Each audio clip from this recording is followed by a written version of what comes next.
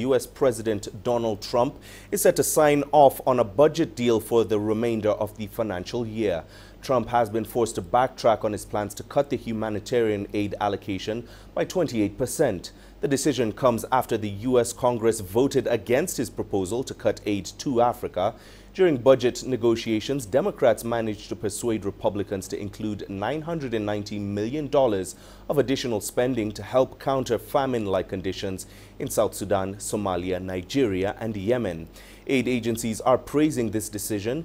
It covers about a quarter of the United Nations global appeal for the four countries. The U.S. is the largest contributor to the UN, paying 22% of the organization's $5.4 billion annual budget. Well, Daniel, coming back to you, why exactly did Congress vote against the president's proposal to cut aid to Africa? Well, the president has put forward an aspirational budget, but it's up to members of Congress to decide how to spend that. But this 2017 allocation is basically a budget deal for the rest of the financial year that ends on September the 30th. So it's a temporary measure. The big fight will be over the 2018 budget. There, the president's aspirational budget will be more thoroughly considered, and that's why aid agencies are now very concerned that funding going forward past September the 30th may well be cut. So they are, working extremely hard behind the scenes to try to persuade members of Congress to go against the wishes of the president, essentially, and continue to generally fund humanitarian aid at a very high level.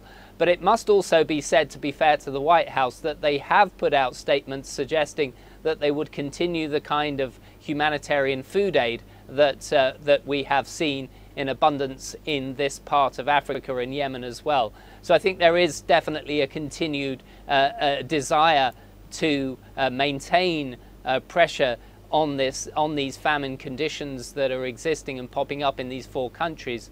But certainly there is also a sense in which time is running out for this year. They need to spend this money once the president signs it, we're told sometime today.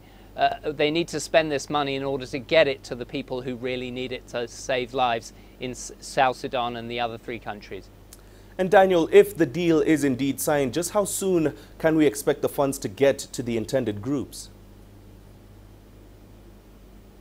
Well, this is an absolutely crucial question because one of the issues that we've faced here in Washington, and I don't want to bore viewers with the details of the Washington bubble, but there have been many positions that have been unfilled here in Washington. So, for example, the Assistant Secretary of State for African Affairs, the U.S. Aid Administrator, and indeed the U.S. Envoy for South Sudan. We don't have people in those positions. So it means that some level of really high up authority in the government to bring about this money, to take this money and put it through the bureaucratic systems quickly so that it can get to all those humanitarian groups, both international and domestic.